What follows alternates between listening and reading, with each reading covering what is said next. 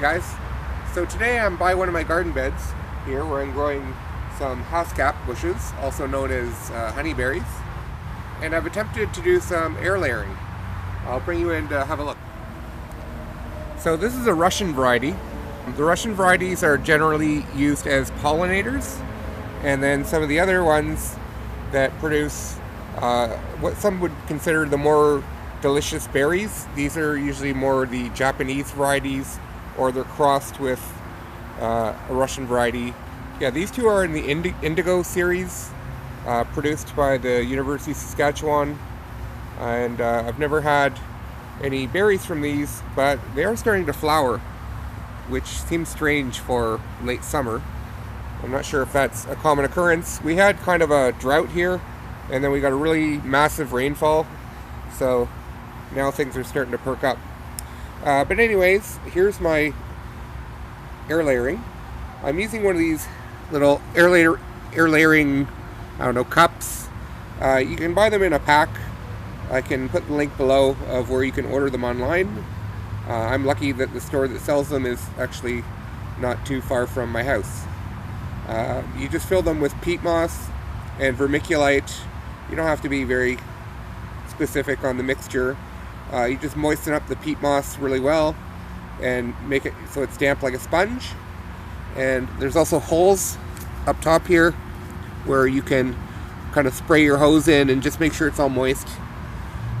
So yeah, I'm going to have a look at this.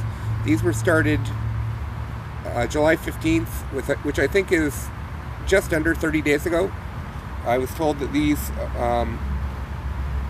they're air layering this particular type of plant is usually pretty fast, so we'll see how the results are. So they have these tabs that come out.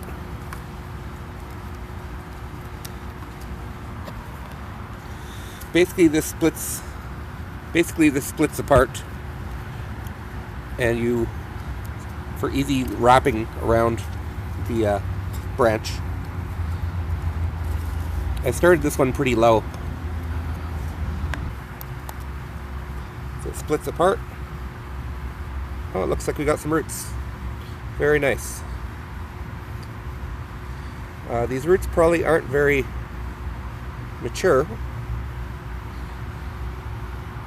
but that's great. I think I'm going to let these ones mature a little bit longer, and then I'll cut them off and repot them. I wasn't necessarily prepared that this had worked already, so I want to already have some pots with appropriate soil prepared before I cut this off and repot. So I guess I'll put this back. This is my golden currant bush. You can still see that I have fruit on it still. This one has more than I can really pick, so I never really get to all of it.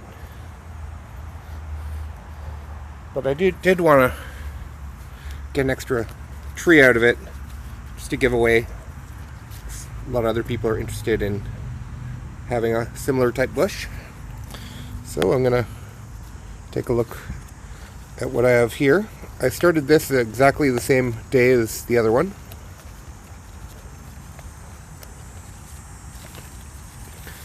This one, the branch was kind of like, it was hanging like that, almost horizontally, so I had to prop it up. I had to add this little stake, and then add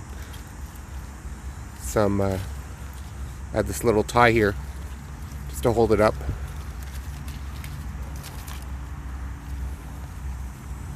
So let's have a look. Okay, I cracked it open, and yes, we have roots. So I guess I'm going to be chopping that one off, and that's great. Another bush. This one seemed to really sort of come easily.